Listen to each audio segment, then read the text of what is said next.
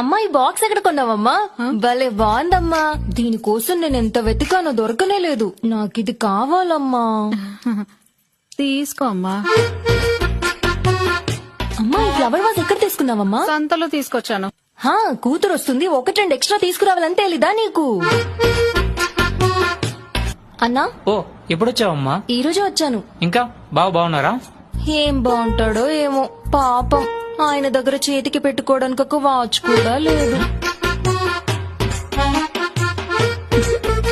అమ్మా అమ్మా అమ్మా